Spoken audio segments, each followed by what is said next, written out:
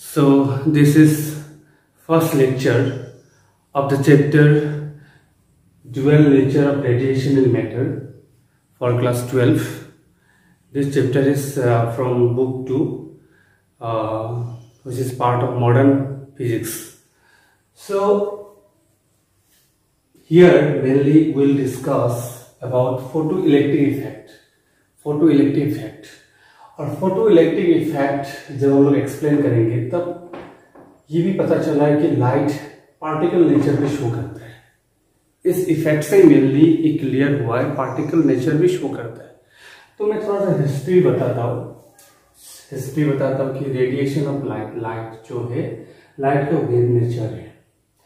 सबसे पहले तो आपको लाइट ना 1675 में बहुत साल पहले न्यूटन ने बताया था लाइट का क्या है। Light is combination of particles, ठीक है, पार्टिकल नेचर है लाइट का। और ये बातें किस थ्योरी में बताया था? कॉर्पस्कुलर थ्योरी में बताया था कि लाइट पार्टिकल नेचर है 1675 में न्यूटन ने। उसके बाद आपका 1801 almost 219 years ago young double slit experiment, आपका तो वे ऑप्टिक्स पढ़ लिया ना, young double slit experiment, interference, diffraction, polarisation, ये सब में ये पता चला कि लाइट का क्या नेचर है? Wave nature. तो लाइट का वेव नेचर है और साथ साथ में क्या है? पार्टिकल नेचर भी है। इसी को बोला जाता है dual nature. So particle nature से हम लोग किसको एक्सप्लेन करेंगे? Photoelectric effect. ओके, और मान लेते हैं कि कोई मैटर है, एनी बॉडी मैटर का तो पार्टिकल नेचर दिखाई देता है। जैसे हम लोग कोई एक स्कूल बैस से जा रहा है तो उसको हम लोग मैटर बोलेंगे, है ना। तो उसका पार्टिकल नेचर तो है, लेकिन बाद में पता चला कि छोटा मैटर होगा तो उसका क्या नेचर है? वेव नेचर भी है। बड़ा बॉडी का भी है, लेकिन 11वीं क्लास में एग्जाम्पल दिया था, बड़ा बॉडी का जो आपका जो वेवलेंथ है वो मतलब बहुत कम होता है, मेजरेबल ही नहीं होता है ना। सो इसलिए आपका उसको मतलब उतना इम्पोर्टेंस नहीं है, ठीक है। तो मैटर जब होता है तो हम लोग मेनली पार्टिकल नेचर पे ज्यादा ध्यान देते हैं। वेव नेचर से माइक्रोस्कोपिक मैटर होगा तो तब वेव नेचर फोकस में आता है। माइक्रोस्कोपिक पार्टिकल को हम लोग क्या बोल सकते हैं? Light, mainly beam of electron ना, which is called photon. Okay, so wave natures के बारे में तो हम लोग बहुत सारा फेनोमेनन पढ़ लिया, mainly Young double slit experiment, मतलब interference of light, diffraction of light, polarisation of light. अभी यहाँ पे मेनली हम लोग फोटोइलेक्ट्रिक इफेक्ट पढ़ेंगे जो बताएगा लाइट का कौन सा नेचर के बारे में? पार्टिकल नेचर का बारे में। ओके, सो इस केस में ना हम लोग एक पॉइंट याद रखना होगा, light consist of particles called photons. Photon PHOTON, photon. और इसको हम लोग वेव पैकेट्स बोल सकते हैं। ये जो पैकेट्स है, light consist of particle called photons, इसको हम लोग वेव पैकेट्स बोल सकते हैं, एनर्जी पैकेट्स बोल सकते हैं, क्वांटा बोल सकते हैं।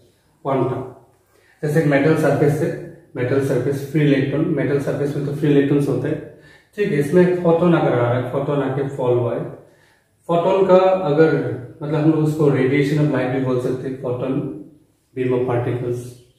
उसका एनर्जी अगर फ्रीक्वेंसी क्या है आपका? बहुत ज्यादा है, फ्रीक्वेंसी ज्यादा है तो एनर्जी भी ज्यादा होगा। तो इलेक्ट्रॉन बीम क्या होगा?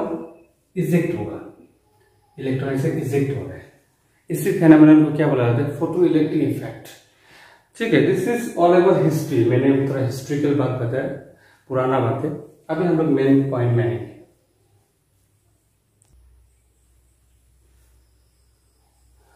So next we have to discuss some important point regarding light, yani particles. So particles are called what? Photon. So first point is light consists of particles called photons. It is also called quanta, wave packets, energy packets. Okay. And next, number 2, the mass of photon is not defined in sense of Newtonian mechanics. The rest mass of photon is 0. This is one important point. Photon जब rest में होता है उसका मास कितना होगा 0। Third point, all photons travel with approximately 3 into 10 to the power 8 meter per second in air or become that is light. Number 4, photons are neutral in nature. Actually ना अब एक कंफ्यूजन है, हम लोग जब लाइट बोलते हैं एक्चुअली बीम ऑफ इलेक्ट्रॉन बोलते हैं, ठीक है, उसका लेकिन जब निकालता है फिजन रिएक्शन से सन से थोड़ा सा नेचर चेंज होकर निकलता है, तो उसको हम लोग क्या मानते हैं, न्यूट्रल। नहीं तो जितना लाइट आएगा तो करंट होगा ना, करंट होगा तो हम लोग अर्थ सरफेस पे रह नहीं सकते। So each photon, 5 number point, each photon has a defined energy and defined momentum. ये इंपॉर्टेंट पॉइंट है। जो एनर्जी होता है actually H F by H new होता है, ठीक है। एनर्जी जो होता है दैट इज एक्चुअली मैं 11th क्लास में बताया H F. So C is equal to light का जो स्पीड है, C is equal to frequency to lambda होता है। सो आपका फ्रीक्वेंसी का जगह हम लोग क्या लिख सकते हैं, C by lambda. So we can write E is equal to h c by lambda, ठीक है। सो ये फॉर्मूला भी important, h c by lambda, भाई इसको h भी लिख सकते हैं। और इसको ना प्लैंक कांस्टेंट पुट करो, लाइट का स्पीड पुट करो तो होगा 1240 by lambda। लैम्डा नैनोमीटर, ठीक है। अलग अलग कलर का अलग अलग के लिए थोड़ा लैम्डा अलग होगा। सो तुम्हारा क्या हो जाएगा, ये वैल्यू फिक्स है लेकिन ये अलग अलग के लिए है। ये लैम्डा का वैल्यू पुट करने का जो वैल्यू आएगा इसको कैलकुलेट कर इलेक्ट्रॉन वोल्ट हो जाएगा।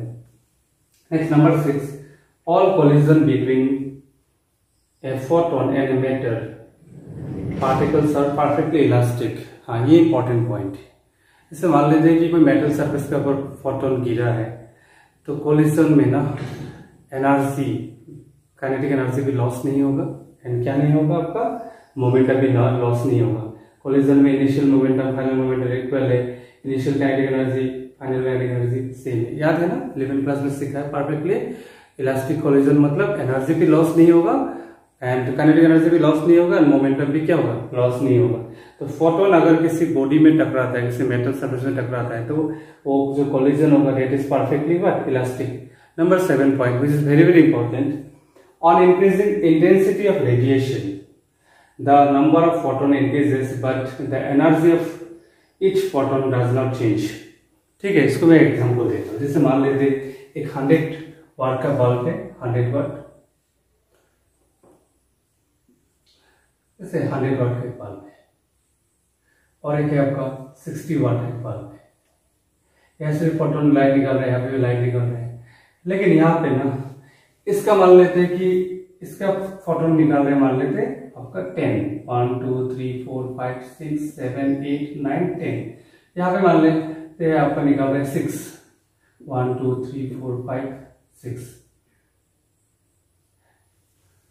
नंबर ऑफ फोटोन डिफरेंट होगा, पावर ज्यादा होगा तो फोटोन, नंबर ऑफ फोटोन ज्यादा होगा, लेकिन इसका एक फोटोन और इसका एक फोटोन का एनर्जी क्या है, सेम है, सेम है, फंडामेंटल पार्टिकल टाइप है। जैसे मैंने वो इलेक्ट्रॉन का डिस्कवरी बताया था, इलेक्ट्रॉन अगर सोडियम से निकले या मैग्नीशियम से निकले, इलेक्ट्रॉन का प्रॉपर्टी दोनों में क्या होगा, सेम होगा, they are fundamental particle. Intensity ज्यादा होगा तो लाइट का इंटेंसिटी ज्यादा होगा तो नंबर ऑफ फोटोन ज्यादा होगा, ओवरऑल एनर्जी ज्यादा होगा, बट एक फोटोन का एनर्जी हमेशा क्या होता है, सेम होता है, ऑलमोस्ट कांस्टेंट होता है। Important point. Next topic is ejection of electron from metal surface. तो इजेक्ट करने के लिए इलेक्ट्रॉन को मेटल सरफेस से इजेक्ट करने के लिए जो एनर्जी जरूरत होता है that is called work function phi. इसका डिटेल्स में आऊंगा। अभी टाइप्स ऑफ इलेक्ट्रॉन इमिशन हम लोग पहले देख लेते हैं। इलेक्ट्रॉन सिर्फ बहुत तरीके से इलेक्ट्रॉन निकाला जाता है मेटल सरफेस से। जैसे एक मेटल है, मेटल का अंदर में जो इलेक्ट्रॉन्स होता है इंटरनल में, वो इलेक्ट्रॉन उसका चारों तरफ जो न्यूक्लियस है सिर्फ उस एटम का नहीं, दूसरा एटम का भी न्यूक्लियस होगा, क्योंकि मेटलिक बॉन्ड में क्या होता है आपका फ्री इलेक्ट्रॉन्स होता है, इलेक्ट्रॉन का सी होता है और मतलब न्यूक्लियस का चारों तरफ इलेक्ट्रॉन फ्री होता है, ठीक है। मतलब पॉजिटिव चार्ज का बीच बीच में इलेक्ट्रॉन का पूरा मतलब नेट होता है, तो उस वही तुम्हारा पेस्ट का काम करता है, अट्रैक्शन मतलब बांधने का काम करता है।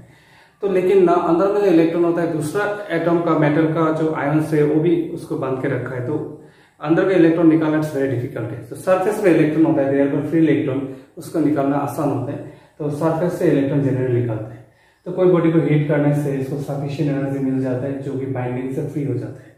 ठीक है, जैसे हम लोग बोर्स मॉडल में पढ़ा था कि इलेक्ट्रॉन इतना एनर्जी में बंधा हुआ है, उतना एनर्जी अगर बाहर से मिल गया तो इलेक्ट्रॉन क्या होगा, निकल जाएगा, इजेक्ट हो जाएगा। तो हीट देने से भी इलेक्ट्रॉन निकलता है। That type of electron emission of electron from metal surface due to heat energy is called thermal emission. फिर हम लोग अगर एक मेटल रखा है बीच में, एक स्ट्रॉन्ग फील्ड दे दिया, तो क्या होगा, इलेक्ट्रॉन निकल के आके पॉजिटिव प्लेट की तरफ मूव करेगा, क्योंकि इलेक्ट्रिक फील्ड का डायरेक्शन क्या होगा, पॉजिटिव टू नेगेटिव। और पॉजिटिव टू नेगेटिव होता है तो उसमें अगर कोई चार्ज होता है, चार्ज, तो चार्ज पॉजिटिव चार्ज होगा तो फील्ड का डायरेक्शन मूव होता है, और नेगेटिव चार्ज होगा तो फील्ड का ऑपोजिट डायरेक्शन में मूव होता है। इसको तो पता है। तो इलेक्ट्रॉन ये डायरेक्शन में थोड़ा सा टाइम लगेगा क्योंकि बंधा हुआ है तो इधर मूव होगा। तो that is called field emission. Field emission जैसे हम लोग तार कनेक्ट करते हैं बैटरी के साथ, तो बैटरी क्या देते हैं, फील्ड देते हैं, वोल्टेज देते हैं। फील्ड देने से वहां पे भी तो इलेक्ट्रॉन, फ्री इलेक्ट्रॉन मूव करता है, वो भी तो बंधा हुआ है ना। तो बंधा हुआ है, उसको ओवरकम करने के लिए जो एनर्जी खर्चा होता है उसको तो हम लोग बोलते हैं रेजिस्टेंस। तार में क्या है, रेजिस्टेंस है, रेजिस्टेंस। तार में भी एनर्जी लॉस होता है। ठीक है, दैट इज फील्ड इमिशन। देखो thermal emission, field emission. Thermal emission तो बहुत पुराना कॉन्सेप्ट है, ठीक है, पुराना कॉन्सेप्ट है। फिर आ गया फील्ड इमिशन। अभी तो हम लोग का मेनली जनरली हम लोग जो इलेक्ट्रॉन मूव करता है तार में, जो वो फील्ड इमिशन है। तो ये सब कॉस्टली है, कॉस्टली। और फील्ड इमिशन तुम्हारा मेनली क्या होता है, फील्ड इमिशन आपका कॉपर मेटल हम लोग जनरली यूज करते हैं, फील्ड इमिशन एल्यूमिनियम यूज करते हैं। ठीक है, लेकिन थर्ड नंबर जो है, जैसे मेटल सरफेस के ऊपर लाइट गिरा और इलेक्ट्रॉन इजेक्ट हो गया, ठीक है, that is called photoelectric emission और फोटोइलेक्ट्रिक इफेक्ट। ठीक है, ये थोड़ा कॉस्टली, कम खर्चा है। जैसे सोलर प्लेट हो गया, solar plate works on based on this concept. ठीक है, लाइट गिरा और इलेक्ट्रॉन इजेक्ट हुआ, लेकिन ये सब मेटल में नहीं होगा, सब मेटल में नहीं होगा। तो उसके लिए हम लोग कौन सा मेटल में इलेक्ट्रॉन का इजेक्ट होगा, कौन सा मेटल में लाइट गिरने से, क्योंकि सन लाइट का तो खर्चा नहीं, ऐसा तो देखो फील्ड का वोल्टेज देने के लिए हम लोग खर्च बिल पे करना पड़ेगा। या मतलब सनलाइट के लिए तो बिल पे नहीं करना है, लेकिन सनलाइट हर एक मेटल से गिरने, सनलाइट हर एक मेटल के ऊपर गिरने से इलेक्ट्रॉन इजेक्ट नहीं होगा। तो उसके लिए हम लोग एक वर्क फंक्शन, एक टर्म्स पढ़ेंगे, the minimum amount of energy required to eject an electron from a metal surface is called work function. है ना, मिनिमम एनर्जी देने से जो इलेक्ट्रॉन निकलेगा। जैसे फॉर एग्जांपल और एक बात है, fire depend on nature of metal. Obviously बात है, मेटल कैसा है, जैसे आपका सीजियम है, सीजियम के लिए वर्क फंक्शन है 1.9 इलेक्ट्रॉन वोल्ट, कम होता है। फ्रांसियम का और कम होता है, लेकिन फ्रांसियम फोटो रेडियोएक्टिव एलिमेंट है बोल के उसको उतना इंपॉर्टेंस दिया नहीं जाता है। सीजियम का कम है। फिर पोटेशियम का 2.2 इलेक्ट्रॉन वोल्ट है। कॉपर का क्या है, 4.5 इलेक्ट्रॉन वोल्ट है। ठीक है, सो इलेक्ट्रॉन निकालने के लिए ये कंडीशन फुलफिल हो जाए। हाँ, ये कंडीशन फुलफिल हो रहा है, जो बाहर से हम लोग एनर्जी देंगे that must be greater than 5। इससे अगर कम होगा, अगर 5 अगर ग्रेटर देन प्रोवाइडेड एनर्जी हुआ तो फोटोइलेक्ट्रिक इफेक्ट कभी होगा ही नहीं, कभी भी नहीं होगा। ठीक है, लेकिन बड़ा होने से हो सकता है, कभी कभी किसी किसी कारण आगे जाके बढ़ोगे, नहीं भी हो सकता है, लेकिन हो सकता है। इसमें अगर प्रोवाइडेड एनर्जी फोटोइलेक्ट्रिक इफेक्ट अगर ज्यादा है तो क्या होगा, इलेक्ट्रॉन निकालने का चांसेस है। ठीक है, कम होने से लेकिन इलेक्ट्रॉन नहीं निकलेगा। बिलो अगर वर्क फंक्शन से अगर कम एनर्जी आप दिया, लाइट का एनर्जी अगर कम हुआ तो मेटल से इलेक्ट्रॉन नहीं निकलेगा।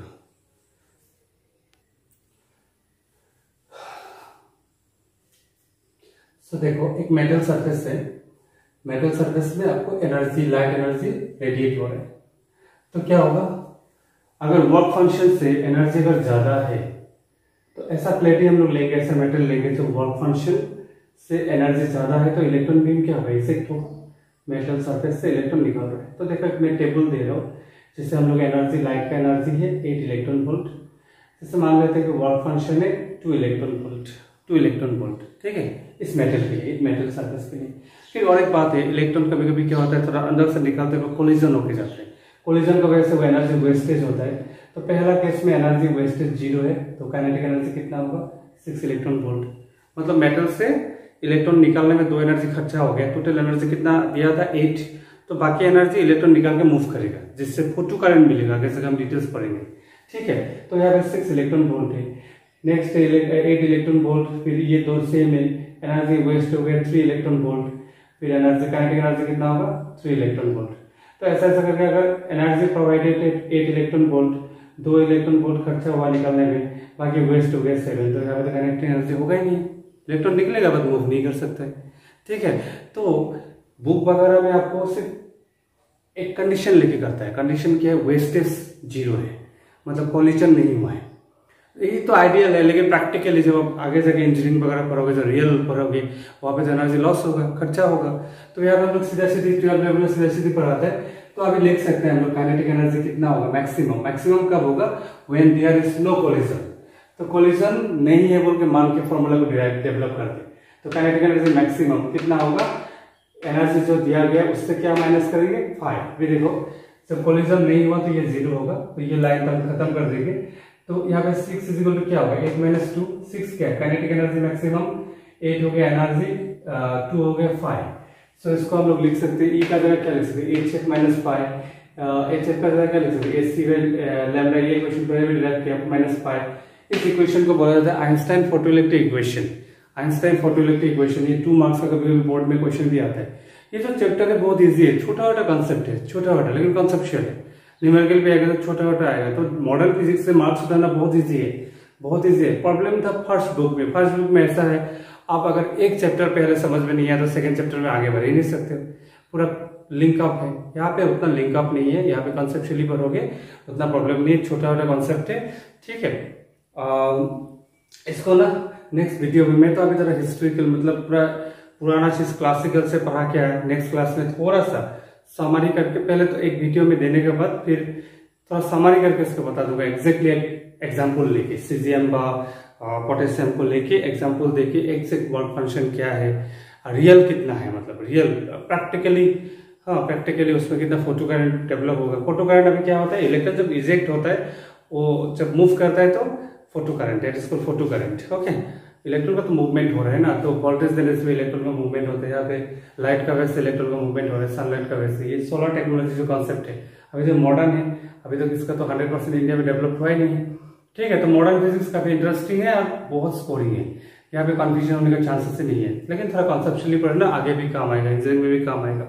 ओके, मैं और एक बात बता रहा हूँ, देखो ये जो अभी इस सिचुएशन है, सबको थोड़ा डिप्रेशन में जाने का चांसेस है, सब कोई नहीं, मतलब थोड़ा थोड़ा कोई कोई किसी किसी सर्वे में थोड़ा दिखा गया कि ये सिचुएशन में बहुत सारा आदमी डिप्रेशन में है। ठीक है, करियर को लेकर बहुत चिंता है।